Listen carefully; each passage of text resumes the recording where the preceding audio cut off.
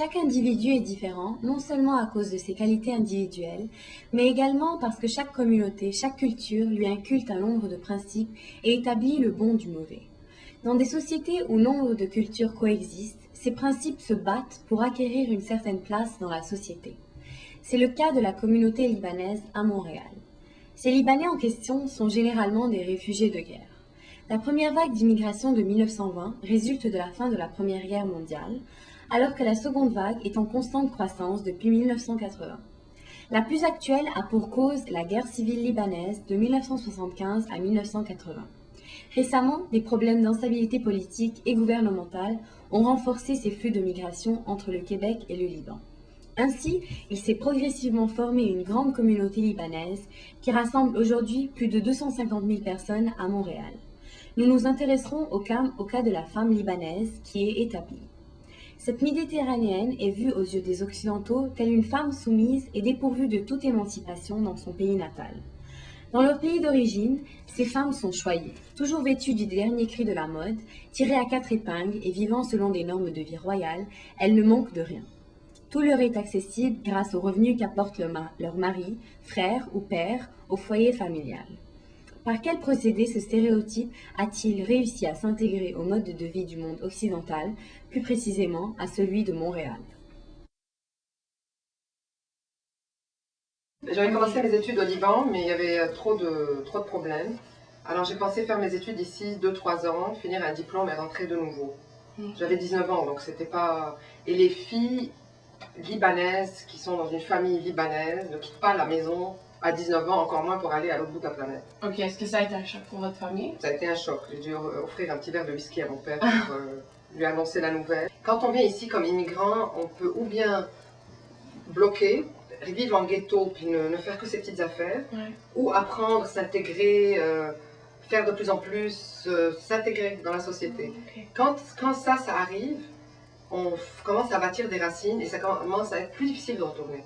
Parce que nous, on change aussi un peu. Mais, à l'époque, quand moi j'écoutais, quand je faisais une demande, même si j'ai ma maîtrise, le premier poste qu'ils allaient m'offrir, c'est soit une secrétaire, une clerc, ou bien une administrative. Pour arriver à une position qui est assez élevée, soit directrice d'un département, un CEO, je ne pense pas que j'aurais pu faire ça. Si moi, aujourd'hui, je fais une demande pour une position et je suis sûre que j'ai la qualification nécessaire pour remplir cette position, et ils embauchent quelqu'un d'autre, je peux toujours leur parler et faire toute l'histoire. Une chose que je ne pourrais jamais faire au Liban. Donc, d'après ce que j'ai compris, vous considérez ça important de faire une carrière professionnelle, même si vous êtes une femme? Bien sûr, parce que de nos jours, c'est le plus facile. Dans notre culture, l'homme était la seule personne responsable de bring an income. Mais ce n'est plus le cas ici. Ici, on doit être deux à travailler. J'ai abouti à quelque chose. Je suis sûre que d'ici, là, quand je serai prête pour prendre ma retraite, je pourrai le faire aisément. Une chose que je ne pourrais peut-être jamais faire. Par mon travail, j'ai rencontré des personnes, mais c'est resté sur un plan très superficiel. Parce que j'ai été dans un cégep québécois, le cégep André Grasset, et j'avais toujours été dans des lycées français, donc c'était quand même différent comme système scolaire. J'ai rencontré des personnes canadiennes, et on allait déjeuner ensemble, on allait dîner ensemble. Mais il fallait que pour me retrouver moi-même, il fallait que je retrouve des gens qui étaient comme moi au début. Et c'était très important pour moi de me sentir bien parce que avec les Canadiens, je réalisais de plus en plus qu'il y avait un creux entre leur éducation et mon éducation. Mais il y avait cette différence de culture. Et au début, c'est sûr que j'ai recherché des gens qui étaient comme moi pour me sentir bien. Vous parlez de votre mari. Est-ce que vous pensez que les tâches sont réparties en fait entre les deux? C'est une chose très difficile à répondre. Vous savez, même quand on sort de son pays, il y a certaines choses où l'homme libanais ne fait pas, comme la femme libanaise ne le fait pas. C'est la même chose. Il y a des choses où on accepte, la société n'acceptent pas que l'homme fasse certaines choses, je parle du Liban. Et comme elles n'acceptent pas que la femme non plus fasse certaines choses, on dirait que les tâches sont réparties. Vous vous êtes mariée après? Oui, alors j'ai rencontré mon mari ici, qui est un Canadien anglophone d'origine autrichienne. Justement, je pense que pas que je cherchais, mais j'étais ouverte à rencontrer des gens d'un peu partout. Je ne suis pas le style de Libanaise qui veut seulement être avec des Libanais.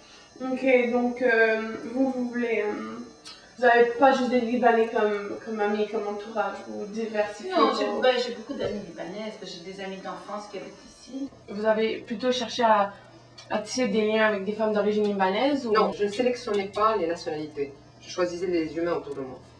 Maintenant, c'est très différent.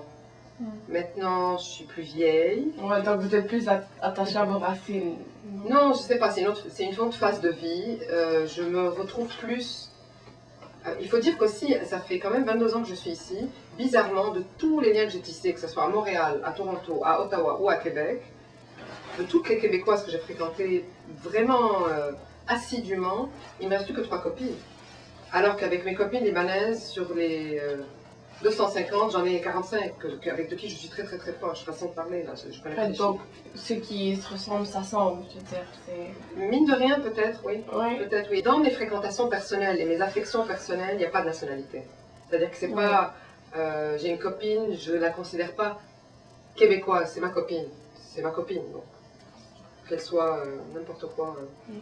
Et comme la façon de penser comme ça, est-ce que vous croyez que vous avez commencé à penser comme ça parce que vous avez immigré à Montréal? Oui, sûrement. Oui. Sûrement. En arrivant ici, j'ai été exposée à d'autres cultures et ça m'a ouvert les yeux, oui. Ok.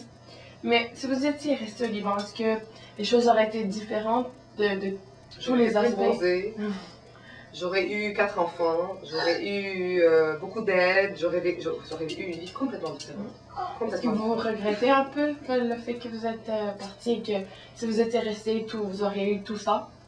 Je regrette pas, mais je me pose. C'est sûr que quand mon mariage est tombé à l'eau, oui, je me suis posé beaucoup de questions. Que si j'avais épousé un Libanais, que j'étais restée au Liban, que j'aurais pas eu toute cette. Mais on sait jamais, je peux pas vivre comme ça, non. Je regrette pas du tout.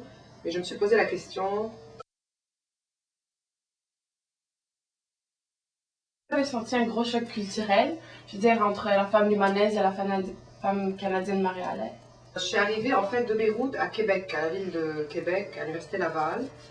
Quand on est étudiant à 19 ans, le choc est un peu moindre parce qu'on est tous étudiants.